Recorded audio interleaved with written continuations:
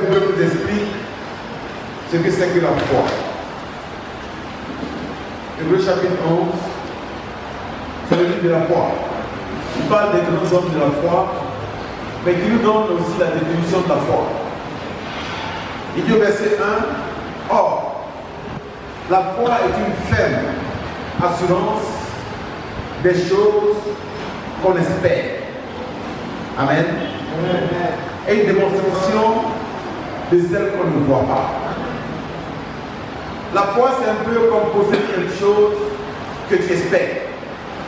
Tu n'as pas encore cette chose, mais tu as la foi que tu possèdes déjà cette chose. Amen. Amen. Mais la foi est essentielle dans notre marche avec Dieu. Amen. Ce que Dieu regarde pour te bénir, pour t'encourager, pour t'aider, c'est ta foi.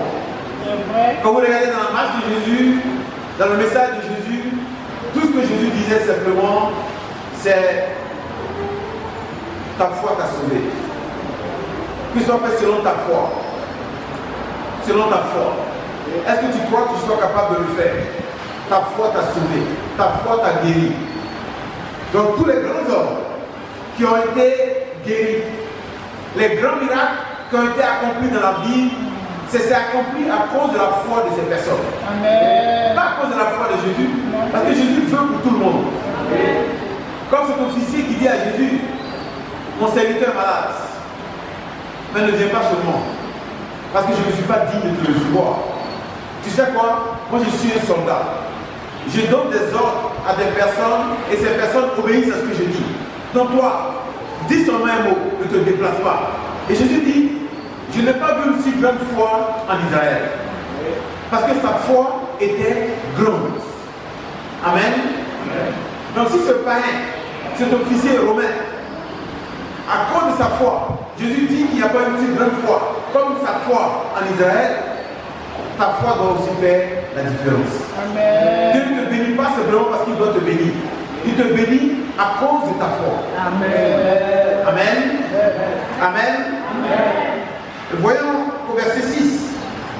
Au verset 6, la Bible dit, or, sans la foi, il est impossible.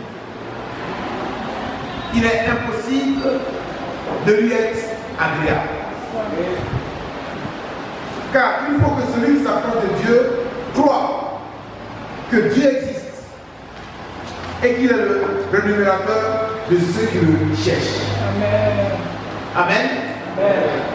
La Bible nous dit, et Dieu nous dit, que rien n'est impossible à Dieu. Amen. Amen. Et nous savons que rien n'est impossible à Dieu. Amen. Mais Hébreu nous parle ici de ce qui est impossible. Il dit, or, sans la foi, il est impossible pour un homme d'être agréable à Dieu. Pour que tu sois agréable à Dieu, il faut que tu aies la foi. Ce que Dieu regarde pour t'apprécier, c'est ta foi. Amen. Ce qui touche le cœur de Dieu, c'est ta foi. Amen. Et si tu n'as pas de foi, Dieu ne prendra pas plaisir en toi. Ce que Dieu veut. Est-ce que tu crois que tu suis capable d'accomplir telle chose dans ta vie? Si tu ne crois pas, Dieu ne fera rien pour toi. Ouais. Mais si tu crois que tu as la foi, la chose arrive à cause de ta foi. Amen.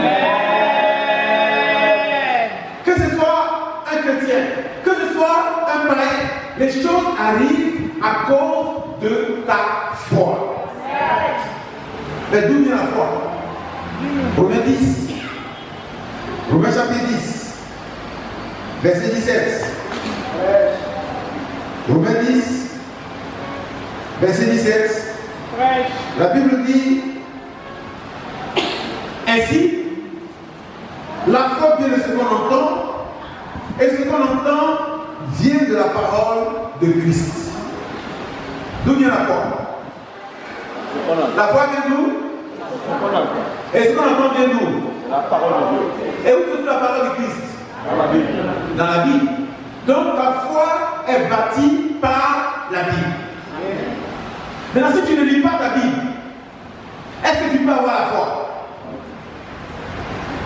Et comment est-ce qu'on obtient la foi en lisant la Bible? Je vous fais cette révélation ce matin. Tu regardes ce que Dieu a accompli avec les autres pour connaître Dieu. Et Philip faisait un bon point ce matin.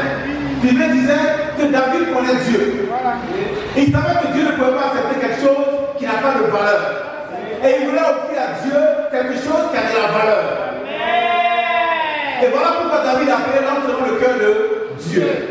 La question pour toi ce matin, est-ce que tu connais ton Dieu? Parce qu'aller à l'église ne veut pas dire que tu connais Dieu. Chanter dans la chorale ne veut pas dire que tu connais Dieu. Avoir une responsabilité à l'église ne veut pas dire que tu connais Dieu. Et partager tes biens aux pauvres ne veut pas dire que tu connais Dieu. Connaître Dieu, c'est à travers sa parole. Qui connaît le président de la République ici? Qui le connaît? On connaît le président de la République, non? Mais il y a connaître et connaître. Toi, tu es assis ici, lui, il ne te connaît pas. Mais toi, tu le vois passer à la télévision, tu dis, je le connais.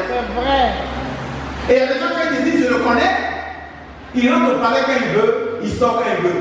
Est-ce que c'est la même chose? Donc, ces deux personnes, quand tu vas demander, qui connaît le président de la République? Chacun va lever la main. Et tu demandes, mais qui le président de la République connaît? Quand les personnes vont lever la main. Et ce matin, qui connaît Dieu? Et qui est-ce que Dieu connaît? Non, Dieu est bon. Non, Dieu. Moi, je connais Dieu. Je connais Dieu. Je connais Dieu. Oui, connaître Dieu, c'est la situation la plus difficile. Savoir ce qu'il est capable de faire. Quand quelqu'un dit des choses, je le connais. Il sait pourquoi tu le dis. Il sait de quoi la personne est capable. Il sait ce que la personne peut accomplir. Mais si tu viens à l'église, juste pour avoir une bonne conscience, pourquoi on dit c'est dimanche, tout le monde va à l'église. Moi aussi je vais à l'église. Alléluia, amen. Allez dans la paix du Seigneur, tu t'en vas.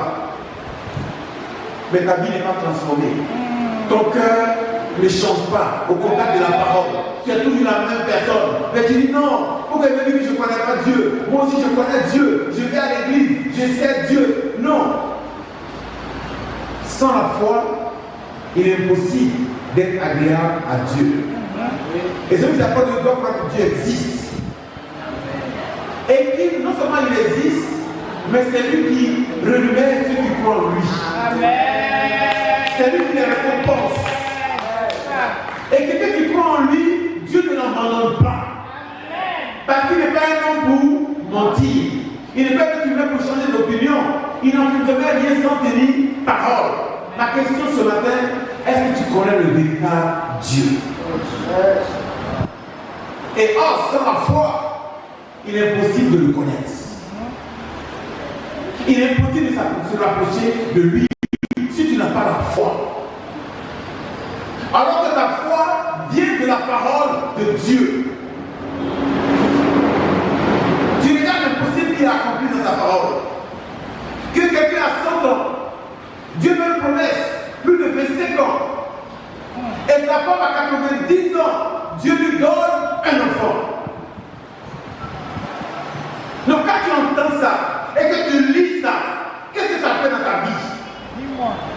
Est-ce que ça te montre que Dieu a des limites? Qu'il y a des choses qu'il est capable de faire, et des choses qu'il ne peut pas faire? Vous savez pourquoi est-ce que Abraham a accepté de sacrifier cet enfant? Dieu lui dit, tu auras un enfant. Et Dieu prend Abraham, Dieu montre les étoiles dans le ciel à Abraham. Il est à partir de cet enfant, voilà ta descendance. Personne ne pourra les compter. Et quelque temps après, Dieu lui dit, va me sacrifier ton fils que tu aimes tant. Donc quelqu'un qui ne connaît pas Dieu, est-ce qu'il va obéir à ça? Non. Attends, mon fils que j'aime, que tu m'as donné, Tu me demandes d'aller sacrifier cet enfant. Beaucoup d'entre nous, on va jouer avec Dieu. On va faire semblant d'oublier, semblant de ne pas obéir à Dieu. Mais est-ce que vous savez pourquoi Abraham a obéi? Regardons l'Hébreux chapitre 11, verset 19. La Bible nous dit pourquoi est-ce qu'il a obéi. Hébreux 11, verset 19. La Bible dit, Hébreux chapitre 11, le verset 19. Pour mieux comprendre, on peut même commencer au verset 17 jusqu'au verset 19. C'est par la foi qu'Abraham offrit Isaac lorsqu'il fut mis à l'épreuve et qu'il offrit son fils unique, lui qui avait reçu les promesses et à qui il avait été dit en Isaac sera nommé pour toi une postérité. Verset 19. Il pensait que Dieu est puissant, même pour ressusciter les morts. Amen. Là, ça vous suivez bien? Il pensait, il savait, il connaissait son Dieu. Il savait que son Dieu pouvait ramener un mort à la vie. Et quand il fait une promesse, il a le pouvoir de t'aider à accomplir ce qu'il t'a promis. Et quand Dieu, quand un milliardaire, frère et soeur, si un milliardaire vient sur le coup, et puis il te dit, bon, papa César, tu as combien dans ton compte? Papa lui dit, bon, il y a 10 millions. Il dit, bon, enlève les 10 millions, allez, donne ça à toute l'église. Est-ce qu'il va faire? Non. Maintenant, s'il lui dit, non, pourquoi? Comment je vais vivre après? Comment je vais manger après? Comment le milliardaire va se sentir? Frustré. Et puis c'est comment Dieu se sent souvent avec nous. Quand il nous dit, allez-y. Et puis ça fait un bon point. Quand il nous dit, donnez-moi vos 10%. On dit non. Si dans les 10%, comment moi je vais vivre? Il dit non. C'est juste pour voir ton cœur pour te bénir. Il dit non. Je me suis battu moi-même pour avoir ça. Il dit non. C'est moi qui te donne. Fais-moi confiance. Il dit à Abraham, hey, va sacrifier ton fils. Et pour aller sacrifier son fils sur cette montagne, il fallait faire 3 jours de marche. Vous imaginez? 3 jours de réflexion. 3 jours d'analyse. 3 jours pour voir si tu dois faire ou pas. Il marche pendant 3 jours. Toutes les pensées sont dans sa tête. Peut-être même qu'il n'a même pas averti sa femme. Elle n'allait pas accepter. Il s'est levé seul, il a pris son fils, il a pris son serviteur, il a pris le bois, il dit allons. Quand il arrive voir la montagne, il dit à son serviteur, attends-nous ici. Mon fils et moi, nous allons adorer Dieu sur cette montagne et nous allons revenir te trouver là. Amen. Quelle foi. Quelqu'un qui est en sacrifié, tu dis à ton serviteur qu'on va revenir. Parce qu'il savait que même s'il sacrifiait son fils, même s'il donnait la mort à son fils, le Dieu qu'il sert est le Dieu capable de ressusciter des morts. Et la Bible dit, il savait, il pensait que Dieu était puissant pour ressusciter les morts. Et aussi, il allait retrouver son enfant après la résurrection. Pour lui, frères et sœurs, Abraham n'est pas allé dans le but de faire semblant. Il n'est pas allé dans le but de dire, j'ai fait comme si je vais égorger mon fils. Il partait pour sacrifier son fils. Et Dieu lui a dit, arrête. Je sais maintenant que tu me crains. Parce que tu ne m'as pas refusé ton fils.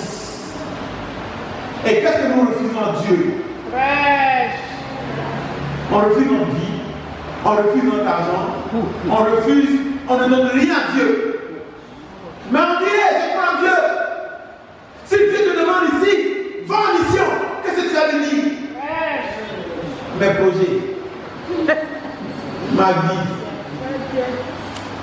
mes parents, mes amis. Hey, si tu n'as pas pratiqué toutes ces choses pour Dieu, ça veut dire que tu ne connais pas encore Dieu. Et si tu quittes toutes ces choses, Dieu te donne 100 fois plus. Amen. Hey, on n'a pas de famille ici. On n'a pas des amis ici. On n'a pas des enfants ici. Amen. Qu'est-ce que Dieu fait? Dieu te donne ce que tu quittes pour lui. Amen. Mais pour quitter, il faut avoir la foi.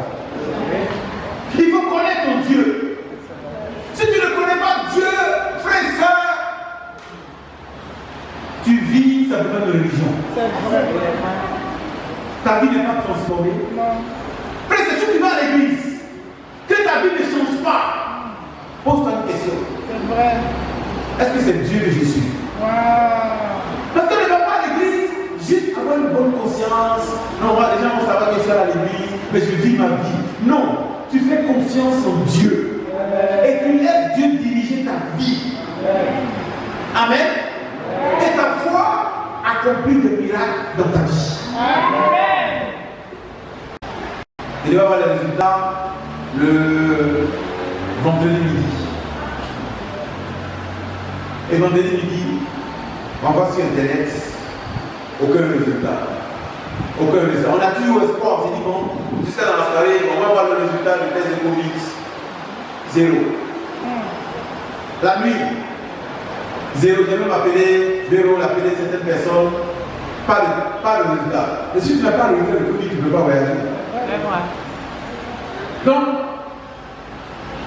Gino s'est levé quand même le matin, il a fait ses bagages. On a continué d'essayer. Et j'ai appelé la dame qui nous a vendu le billet d'avion, tout ça. Et pendant ça, les frères sont venus à la maison pour accompagner Junior à l'aéroport. Et on est assis, on attend. 6h30, je vais faire l'enregistrement. Rien. Les frères et sœurs, Dieu ne fait rien pour rien. Si Dieu envoie comme une personne dans cette maison ce matin, rien. On a fait le tour. Tout le monde a prié. Et j'étais le dernier à prier. Et quand j'ai fini de prier, mon téléphone sonne. Pendant que je priais, mon téléphone sonne. La dame m'appelle et me dit, allez-y à l'aéroport. Allez-y à Orange, expliquez. Et je me prends ses bagages, allez, file à l'aéroport. Et là-bas, il a son test sort.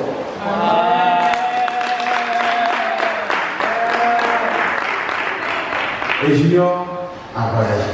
Amen. Mais jusqu'à la dernière seconde, on ne savait pas si elle allait partir ou pas. Parce que si tu n'as pas le test de Covid, tu ne peux même pas monter dans l'avion. Qu'est-ce qui est impossible à Dieu? Yeah. Qu'est-ce qui est impossible à Dieu? Et qu'est-ce qui te fait peur? C'est parce que, frères et sœurs, on ne connaît pas encore Dieu. On a des doutes. Quelqu'un qui connaît Dieu, dit heureux. Parce que Dieu ne ment pas. Il est regardé les oiseaux du ciel. Ils n'ont ni champ, ni grenier. Qui les nourrit? Votre Père. Et regardez les fleurs des champs. Même Salomon, dans toute sa gloire, n'a pas été habillé comme l'une des fleurs. Mais si Dieu nourrit les oiseaux, habille les fleurs, et vous, homme de peu de foi. Il dit, c'est les païens qui courent après ces choses. Votre Père céleste que vous en avez besoin. Dieu connaît tes besoins. Amen. Dieu répond à tes besoins. Amen. Dieu ne t'envoie pas sur une terre pour que tu viennes vivre dans la souffrance. Non. Est-ce qu'il te fait vivre dans la souffrance? Ton manque de foi. C'est vrai. Parce que ta foi accomplit des miracles. Ta foi ouvre des portes. Ta foi accomplit l'impossible. Parce qu'avec Dieu, rien n'est impossible. Il dit, ne vous inquiétez de rien. Mais en toutes circonstances, faites quand même vos besoins par la prière. Qu'est-ce qui t'inquiète? Dieu ne te dit ne t'inquiète pas. Ne crains pas. Ne crains pas, vous avez comme je pense à dire dans la Bible. 365 fois. Et ça veut dire quoi? Il y a combien de jours dans l'année? Donc chaque jour, Dieu te dit quoi? Ne crains pas. Et qu'est-ce que nous on fait? Mes enfants, ma vie, ma nourriture, ma santé, est-ce que je ne vais pas mourir même? C'est que vous pleurez déjà pour ce qui n'est pas encore arrivé. C'est vrai. C'est-à-dire qu'on refuse de vivre, on souffre pour ce que Dieu gère, pour ce que Dieu contrôle. Pourquoi? Parce qu'on manque de foi. Mais on va à l'église. Mais quand c'est chaud, tu dis on doit se battre. Dieu te dit fais-moi confiance. Dieu veut te bénir. Regardons l'Hébreu chapitre 4. L'Hébreu chapitre 4, verset 2. Cette bonne nouvelle. La Bible dit, car cette bonne nouvelle nous a été annoncée aussi bien qu'à eux. Mais la parole qui leur fut annoncée ne leur servit de rien. Parce qu'elle ne trouva pas de la foi chez ceux qui l'entendirent. Je vais venir pour qu'on arrive à bien comprendre. Vraiment. Car cette bonne nouvelle, ce que je vous annonce ce matin est une bonne nouvelle. C'est une bonne nouvelle. Si tu as la foi, hey, tu n'es pas triste. Ça te donne l'envie, tu es joyeux. Tu vis avec beaucoup d'espoir. Tu fais confiance en Dieu. Tu ne rajeunis. Tu ne vieillis pas. Les soucis de la vie, les ABC, tout ça, c'est loin de toi. Pourquoi? Parce que cette bonne nouvelle te donne la force. Et dit quand cette bonne nouvelle vous a été annoncée, aussi bien qu'à eux, il y a deux groupes de personnes, deux catégories de personnes. Les deux personnes entendent la bonne nouvelle. Amen. Mais la parole qui leur fut annoncée ne leur servit de rien. Il y a certains qui entendent la parole. C'est-à-dire que je peux prêcher, je peux passer toute la nuit à préparer un message, à te donner la foi, à te donner l'assurance. Mais ça ne te sert à rien. Mais quelqu'un qui entend, tu dis, ouais, c'est vrai ce qu'il a dit, mais la vie, vous comprenez la vie. La vie, c'est la réalité. C'est vrai ce que le pasteur dit, non, il peut être bien, c'est vrai, mais c'est la vie quand même. C'est-à-dire que la parole que tu entends là, ça ne te sert à rien. Ça rentre, ça sort. Pourquoi? Parce que cette parole qui entre en toi ne trouve pas de foi. Il n'y a pas de base. Il n'y a pas de confiance en Dieu. Que cette parole vienne, parce que en fait la parole quand ça vient, c'est un peu comme de l'engrais. Ça fait pousser ta foi. Et Jésus dit à ses disciples, homme de peu de foi. Si vous avez la foi, vous pouvez déplacer même une montagne. Rien ne vous sera impossible. Amen. Qui a déjà vu ça dans la Bible? Est-ce qu'il y a des choses qui nous sont impossibles? Non. Mais quand nous vivons, est-ce qu'on voit qu'il y a des choses qui sont impossibles? C'était bien que le souci, c'est comment tu vas manger ton poulet. Comme s'il donnait un poulet à quelqu'un, impossible à Dieu. C'est-à-dire qu'on met Dieu à un certain niveau. On rabaisse Dieu. C'est que mon souci, c'est qu'est-ce que je vais porter? C'est-à-dire que les soucis pour l'habillement. Et pour combien de temps? Pour un seul jour. Vraiment. Les voisins doivent pas me bien habillés. Si les voisins n'ont pas dit que tu es bien habillé, tes problèmes commencent. Presque on souffre pour des choses inutiles. On se bat pour des choses inutiles. Si un mois que je veux qu'il passe vite, c'est le mois de décembre. Parce qu'on se crée des dépenses inutiles.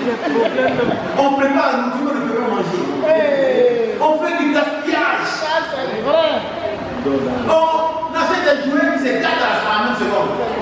Tu achètes des autres le petit, là, il est petit, ça quand il jette. C'est fini dans la vie infinie. Et chaque année, on recommence avec un problème. On recommence des dépenses. On se donne des soucis. Les gens sont soucieux maintenant. Mais quand les gens marchent, on n'est plus normal en décembre. L'esprit de fête. Tout le monde dans la fête. Les prix de transport vont grimper. Et l'argent, les bandits vont agresser. Pourquoi? Tout ça pourquoi?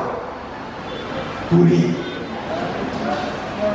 Et puis on recommence encore, bonne année, on s'en va encore. Les mêmes choses, si tu ne changes pas ta manière de vivre dans l'année ne va pas être meilleure que toi. Change ta manière de vivre, aie la foi, aie confiance en Dieu, marche avec ton Dieu et tu verras de grandes choses. Rien ne va être impossible pour toi. Et la parole qui est prêchée trouve la foi en toi. Amen. Et la foi.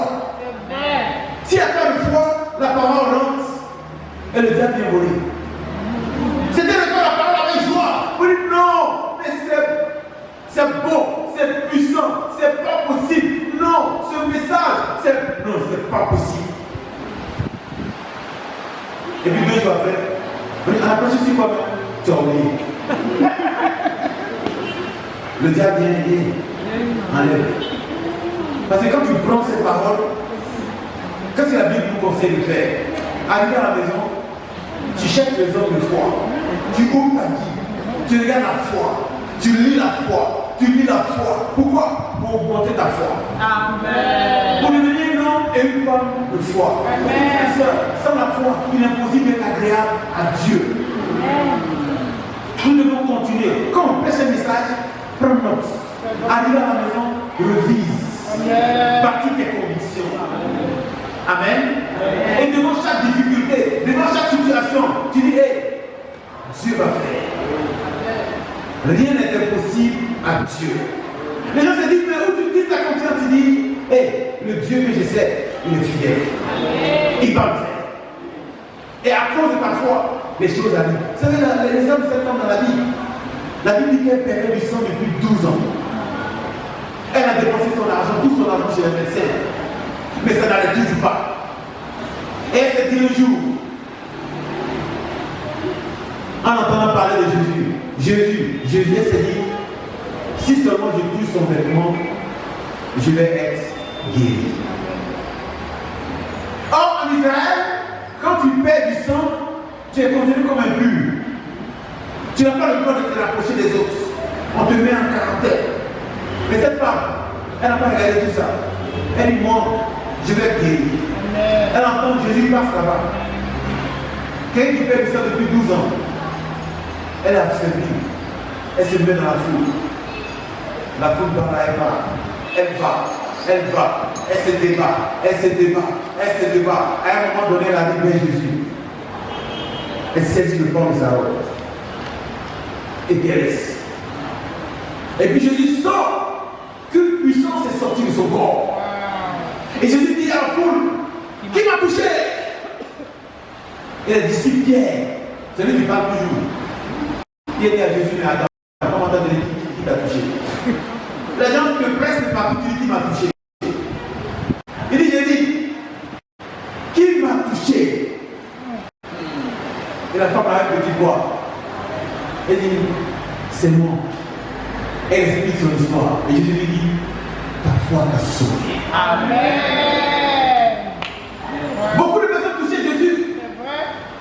Mais elle a touché Jésus différemment. Amen. Elle a touché Jésus en ayant une foi en elle. Elle s'est dit, la foi a commencé dans sa maison, pas là où Jésus était. Elle s'est dit, si seulement je touche son vêtement, je serai guéri. Amen. Et ta première guérison est dans ta tête. Amen. Ta première guérison vient de ta foi.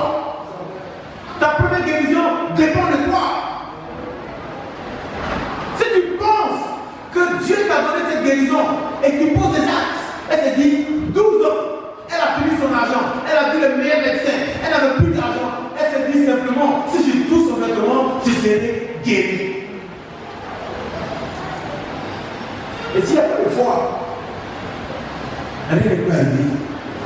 Et elle touche le vêtement de Jésus. Elle est guérie. à cause de sa foi. Les autres ont touché Jésus sans être guéris. Parce que ce n'est pas venu dans le but de toucher Jésus pour être guéri. Et c'est comme venir à l'église. Tout le monde vient à l'église. Mais certains d'entre nous sont pas guéris ce matin et certains ne vont pas être guéris. Certains sont venus, ils ont eu quelque chose qui va bouleverser leur vie. Certains vont repartir de ces salles et tu ne pourras plus toucher à leur foi. Mais certains ça va être le message encore de plus. Ah oui, c'est pas mal. J'ai déjà entendu la foi. Il faut avoir la foi, c'est important dans la vie. La foi, c'est bon. Et puis tu vas la vie. Ça peut faire déjà ta vie. Non. Et tu peux sortir à partir de maintenant. 2022 sera la meilleure année pour toi. Parce que tu vas lâcher avec la foi. Quand on te dit c'est impossible, tu dis non. Regardez bien, c'est possible. Excusez-nous, c'est possible. Mais il y a eu ça. On dit non, c'est fini, on ne peut plus le faire. Tu dis non, vous pouvez faire. Vous pouvez faire. Et tu peux ouvrir les portes. Ça dépend de ta manière de devenir un frère et sœur. Quand tu as la foi, ton attitude change. Quand tu as la foi que tu parles, celui qui est devant toi, dis mais il compte sur quoi? Parce que quand tu as la foi, tu ne t'aimes pas. Tu dis bonjour, excusez-vous. Est-ce qu'il y a une place encore? On dit non, il n'y a pas de place. Il y a mon ministère. Comme cette femme, on prêche à l'étendue, vous pouvez déplacer la montagne, et puis elle se met à sa fenêtre, elle regarde une montagne. Elle avance sur une montagne, elle regarde une montagne, et puis elle dit montagne, déplace-toi. La montagne, elle dit mon ministère, ça n'allait pas. Donc pourquoi tu as essayé? Les femmes sont comme ça. Ça veut dire que quand on parle à nous, ça ne va pas marcher. Ils ne vont pas accepter. Il y a des gens qui sont forts. Vous dites, ce que tu veux faire. Non, ça ne peut pas marcher. Tu dis, bon, ça marche pas pour toi, pour moi, ça va marcher. Regarde ce que mon Dieu est capable de faire. Et on a dit à David, on dit non, Goliath est un homme de guerre. Toi, tu n'es qu'un enfant, tu es un berger. Tu ne peux pas combattre avec un homme de guerre. David a dit au roi, il dit non, roi, est-ce que tu le connais? Le Dieu que je sais, tu le connais. Je suis un berger, c'est vrai. Mais quand je suis avec mes brebis, quand un lion lousse vient attaquer mes brebis, je poursuis le lion lousse, je le saisis. Si c'est directement, je le tue. Et tu sais quoi? Le Dieu qui m'a permis de tuer le lion lousse va me permettre de passer ce qu'on appelle le lieu du crâne. Mais de quel crâne? Du crâne de Goliath.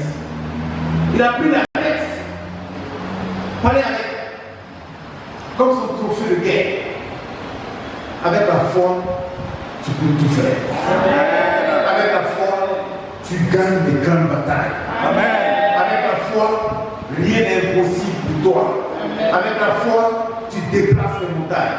Avec la foi, tu déterres les arbres. Avec la foi, tu appelles ce qui est impossible possible. Et tout devient possible pour toi parce que tu es un homme et une femme de foi que Dieu